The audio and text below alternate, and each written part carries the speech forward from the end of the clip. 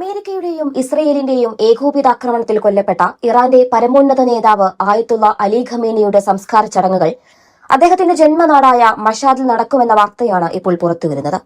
എന്നാൽ ഇത് വെറുമൊരു വിലാപയാത്രയല്ല. തന്റെ പിതാവിന്റെ ഘാതകർക്ക് മാരകമായ പ്രഹരം നൽകിയതിനു ശേഷം മാത്രമേ സംസ്കാരം നടത്തുകയുള്ളൂ എന്ന ഉറച്ച നിലപാടിലാണ് പുതിയ നേതാവ് മുജ്തബ ഖമേനി. പിതാവിന്റെ വിയോഗം ഇറാന്റെ പോരാട്ട വീര്യത്തിന് ഇന്ധനമാക്കി മാറ്റാനാണ് മുജ്തബ ശ്രമിക്കുന്നത്.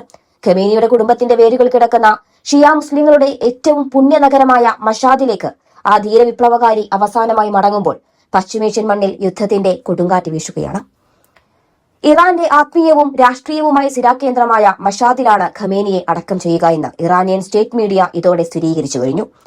1939 ഖമേനി ജനിച്ചതും വളർന്നതും ഇതേ മഷാദിലാണ്. അദ്ദേഹത്തിന്റെ പിതാവിനെ അടക്കം ചെയ്തിരിക്കുന്നതും ഇതേ മണ്ണിൽ തന്നെയാണ്. ലോകമെമ്പാടുമുള്ള ഷിയ വിശ്വാസികൾ പവിത്രമായി കാണുന്ന ഇമാം റസ ദേവാലയം സ്ഥിതി ചെയ്യുന്ന നഗരമാണ് മഷാദ്. ഇറാന്റെ ചരിത്രത്തിലും സംസ്കാരത്തിലും മഷാദിനുള്ള സ്ഥാനം സമാനതകളില്ലാത്തതാണ്. വിശുദ്ധ നഗരത്തിൽ തന്റെ പിതാവിന് വിട നൽകുന്നതിലൂടെ ഒരു വലിയ വിപ്ലവത്തിന്റെ തുടർച്ചയാണ് താനെന്ന് ലോകത്തിന് കാട്ടിക്കൊടുക്കാനായിരിക്കാം മുജ്തബ ഖമേനി ലക്ഷ്യമിടുന്നത്.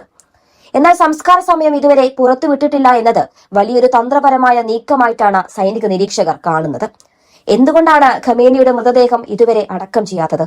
ഇതിനു പിന്നിൽ മുജ്തബ ഖമേനിയുടെ വ്യക്തമായ പ്ലാൻ ഉണ്ടായിരിക്കാം. തന്റെ പിതാവിനെ കൊന്നവർക്ക് ഉചിതമായ ശിക്ഷ നൽകിയതിനു ശേഷം മാത്രമേ അദ്ദേഹത്തെ മഷാദിലെ മണ്ണിലേക്ക് അയക്കുകയുള്ളൂ എന്ന് മുജ്തബ ഒരു പക്ഷേ ശപഥം ചെയ്തിരിക്കാമെന്നാണ് വിദഗ്ധർ അഭിപ്രായപ്പെടുന്നത്.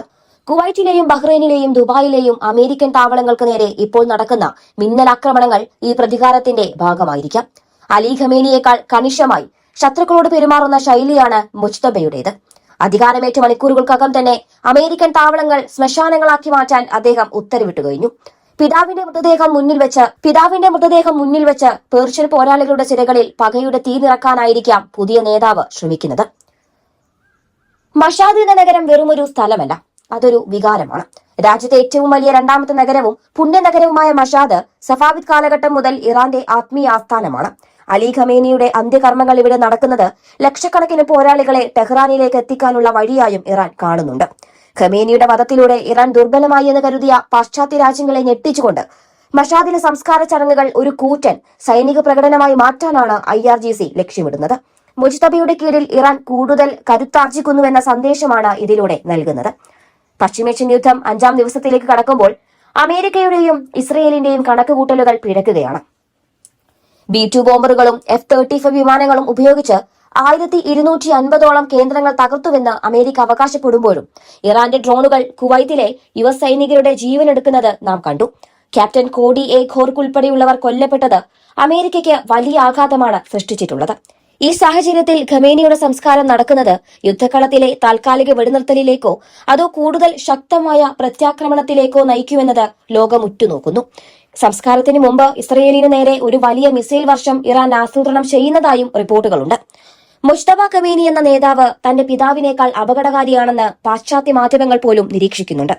സൈന്യവുമായി, പ്രത്യേകിച്ച് IRGCയുമായി അദ്ദേഹത്തിനുള്ള അടുത്ത ബന്ധം ഇറാന്റെ യുദ്ധതന്ത്രങ്ങളെ മാറ്റിമറിച്ചിരിക്കുകയാണ്. പിതാവ് പലപ്പോഴും നയതന്ത്രത്തിന് സ്ഥാനം നൽകിയിരുന്നുവെങ്കിൽ മുജ്തബ സൈനിക നീക്കങ്ങൾക്കാണ് മുൻഗണന നൽകുന്നത്. അമേരിക്കൻ അധിനിവേശത്തെ പശ്ചിമേഷ്യയിൽ നിന്ന് തുടച്ചു നീക്കുമെന്ന അദ്ദേഹത്തിന്റെ പ്രഖ്യാപനം ഗൾഫ് രാജ്യങ്ങളെയും ആശങ്കയിലാക്കുന്നുണ്ട്. ബഹ്റൈനിലെ ഷെയ്ഖീസ താവളത്തിന് നേരെയുണ്ടായ രണ്ടാമത്തെ ആക്രമണം മുജ്തബയുടെ ഈ കർക്കശമായ നിലപാടിന്റെ തെളിവാണ്. ഇന്ത്യൻ പ്രവാസികളെ സംബന്ധിച്ചിടത്തോളം ഈ സാഹചര്യം വലിയ ഭീതിയാണ് സൃഷ്ടിക്കുന്നത്. ഒമാനിലും ബഹ്റൈനിലും ജോലി ചെയ്യുന്ന ആയിരക്കണക്കിന് തൊഴിലാളികൾ ഇപ്പോൾ യുദ്ധത്തിന്റെ നിഴലിലാണ്. ഖമേനിയുടെ സംസ്കാര ചടങ്ങുകൾ നടക്കുന്ന മഷാദിൽ പോലും ലക്ഷക്കണക്കിന് വിശ്വാസികൾ തടിച്ചുകൂടുമ്പോൾ സുരക്ഷാ പ്രശ്നങ്ങൾ ഉണ്ടാകാൻ സാധ്യതയുണ്ട്.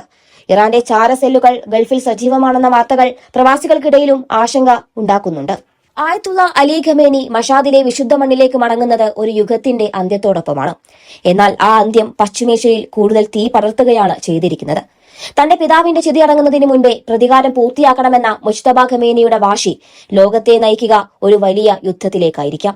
മഷാദിലെ ഇമാം റസ ദേവാലയത്തിന്റെ നിഴലിൽ ഖമേനി വിശ്രമിക്കുമ്പോൾ അദ്ദേഹത്തിന്റെ മകൻ പുറത്ത് അമേരിക്കൻ താവളങ്ങളെ ചാരമാക്കാനുള്ള തിരക്കിലായിരിക്കാം.